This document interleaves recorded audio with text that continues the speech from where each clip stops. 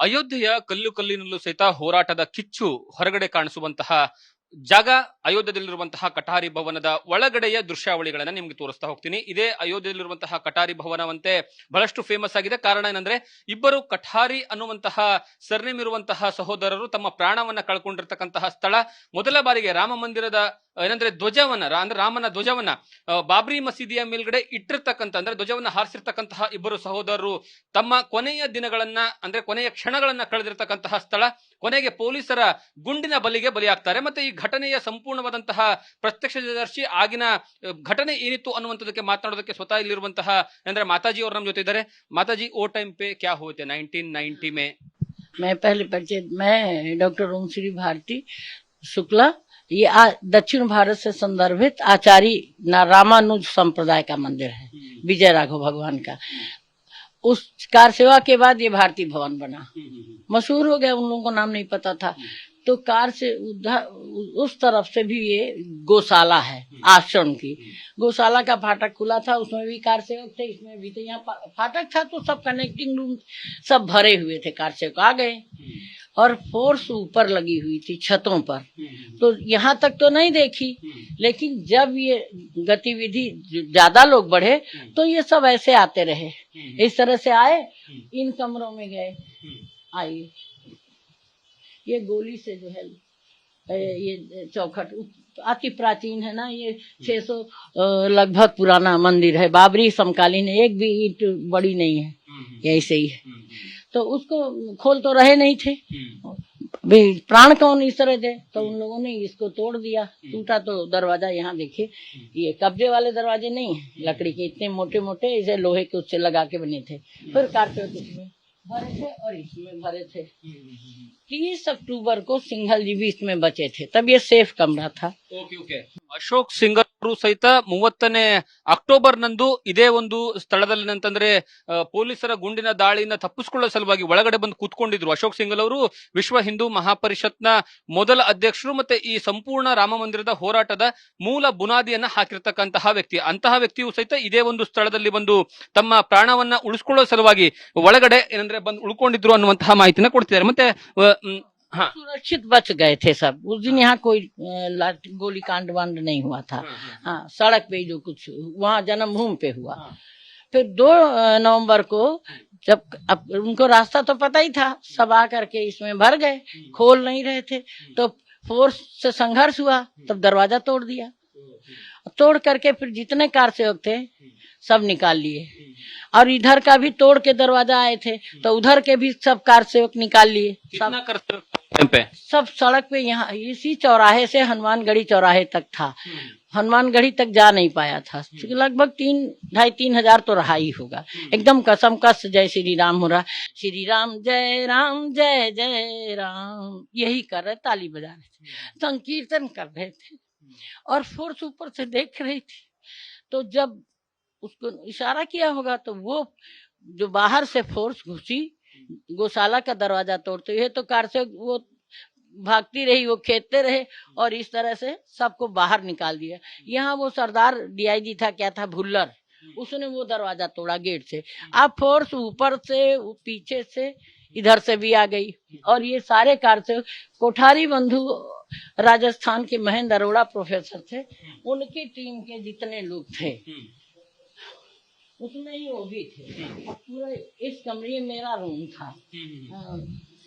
ये जैसे है उस समय 90 का, इसमें न पुताई न रंगाई। तो हाँ, पहले खिड़की तोड़ी, तो खिड़की से काम बना नहीं फोर्स वालों का, ये दोनों खिड़कियां तोड़ी, हमने भरा दिया, बनवाया नहीं कुछ। फिर इसके बाद जो है इस दरवाजे को तोड़ दिया। दरवाजा सुरक्षा की दृष्टि से लगा नहीं, वैसे ही दरवाजा था जैसे वहां तोड़ा था, ये ऐसे इस तरह का नहीं था।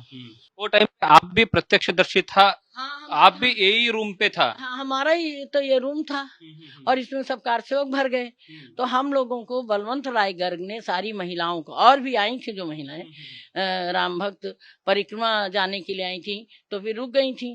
तो वो कलबास भी यहाँ करते थे, तो हम लोगों को ऊपर कमरे में दिखाएंगे आपको, तो उसमें कर दिया था। वो टाइम पे आपका उम्र कितना था मैडम? उस समय तो रहा होगा 33-35 साल का। हम आपको उसके वो विजुअल दे देंगे, कम उम्र थी। हाँ, यंग एज ही थी एक तरह के। फिर इस कार सेवक ये दरवाजा था खोल के उधर निकल गए कि फोर्स को नहीं मिलेंगे, तो ये भी दरवाजा तोड़ दिया। और फिर इसको तोड़ करके फिर कार सेवक को बाहर करके बाहर, तो कोठारी भी इसी में थे दोनों भाई। तो बाउंड्री बनी हुई थी वो जाली वाली, तो जाली पर चढ़ करके कूदे, थोड़ी दूर रही, इसी दीवार के पास से थोड़ा यहाँ तक गए, बस गोली मार दी। दूसरा भाई भी कूदा, वो भी, तो उधर भी 10-15 लोग, वहां भी लाशें पड़ी हुई थी। फिर तुरंत गिरते थे तो भर लेते थे, जिंदा मुर्दा एक साथ भरते थे।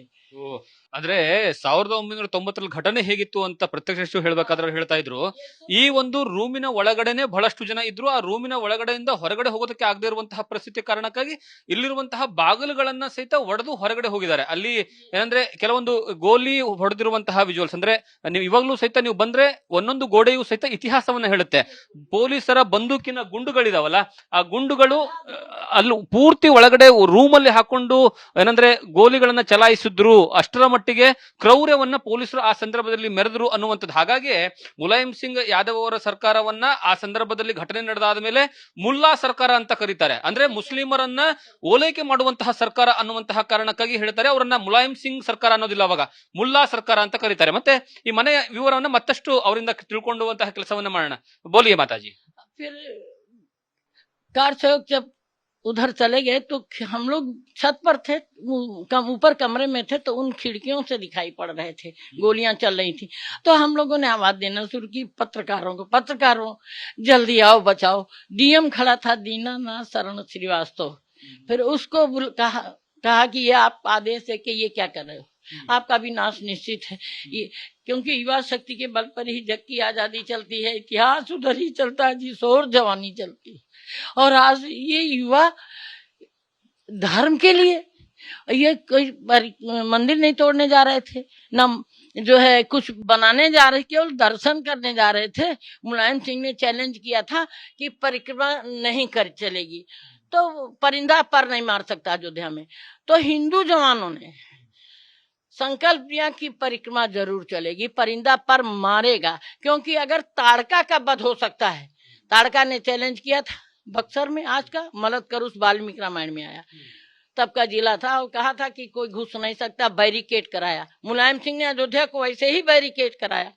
तो वहां राम लक्ष्मण को विश्वामित्रा सह विश्वामित्र ने ले जाकर के बैरिकेटिंग तोड़वाई। ताड़का भी वध का वध किया, सुबाहु का भी किया, दोनों का वध कर दिया। लेकिन हमारे राम भक्त तो शौर्यवान थे, लेकिन धैर्यवान भी थे। और सत्ता सर मुलायम सिंह की थी। सेना, हमें तो लगता है संशय था, सैनिकों ने नहीं गोलियां चलाई, क्योंकि जब पत्रकार आए तो भागे क्यों ये लोग? पत्रकार क्यों भागे? आया तो क्यों भागे? वो लाठी लिए था, वो तो माइक लिए था। कैमरे भी उस समय तो ऐसे नहीं थे ना, प्रिंट मीडिया थी, तुरंत सब भाग गए। छत पर कोई दिखुक नहीं रहा था, फोर्स भाग गई थी। तो हमें लगा कि ये क्रूर सिंह की निजी सेना थी, ये जिसने इस तरह से जवानों को मारा। तो उसी समय, और वो ये बार बार नारा दे रहे थे जो जिंदा थे, गंगा की कसम, सरजू की कसम, दुनिया का नजारा बदलेगा। अरे मुलायम, कुछ तुम बदलो, कुछ हम बदले, इतिहास दोबारा बदलेगा। जय श्री राम, जय श्री राम, यही तो कह रहे थे। तुम्हारी सत्ता नहीं छीन रहे थे, लेकिन अंधाधुंध गोलियां चली और लारियां खड़ी थी। जिंदा का सबूत दें, एक आजमगढ़ का राम भक्त था, कार सेवक ओम प्रकाश पांडे, तो वो मिलने आया मुझसे। जब पैर कट गया, ठीक हो गया, वो ले करके, तो हम तो पहचान नहीं रहे थे किसी को। पैर छुआ, कहा माता जी आपने हमको वहां से ट्रक से खिंचवा कर, मेरा भी प्लास्टर चढ़ा था, डॉक्टर साहब की भी हाथ। और वो जो रीचा कर्नाटक में वो बोल रही है, उसका वीडियो हम आपको देंगे, मेरे पास है यहाँ। उसको भी लाठी पड़ी थी। वो बोल रही ना कि हमारी किताबें फाड़ दी, 5th या 6th में पढ़ती थी। कोई ऐसा नहीं था, क्योंकि डंडा किसको पहचानता है कि हम किसको पढ़े ना पढ़े, जब आप देख के ही नहीं मार रहे हो, है ना। लेकिन एक बात तो ये निश्चित थी कि ये राम का दीपक है ना, ये कभी बुझ नहीं सकता। राम दीप से सदा समष्टि ज्योतिमान है, राम नाम का दिया ला रहा बिहान है। कूल पे कगार पर, पर्वतों की आड़ पर, तुम वीर चले चलो, बढ़े चलो, बढ़े चलो। झूम झूम बदलियां, चूम चूम बदली बिजलियां, अब हलचलें मचा रही विपक्ष आज भी नहीं चाहता। बताइए, निमंत्रण गया तो हम नहीं आते। अरे ना आओ, तुमको आने। रावण आया था? रावण नहीं, विभीषण आया था। रावण तो कभी आ ही नहीं सकता। और जो विपक्ष है वो हिंदू कहाँ है, सनातनी नहीं है। हिंदुस्तान में जन्मा है लेकिन सनातनी नहीं है, क्योंकि राम तो सबके बाप हैं, विश्व के सम्राट हैं। हिंदू के भी बाप हैं और मुसलमान के भी बाप हैं, क्योंकि त्रेता में कहाँ हिंदू मुसलमान थे। और फिर हमारे देश का मुस्लिम तो सब बनाया हुआ है। बाबरी तो आक्रांता था और 1526 में आया, 30 में मर गया। तो उसने क्या किया? जो किया औरंगजेब ने किया। फिर तो ज्योति जल गई। फिर बाहर ले गए सेठाराम को, वहां गोली मार दिया, वो जो चबूतरा बना है। तमाम कार से, अभी आप कुएं का फोटो ले गए कि नहीं ले गए?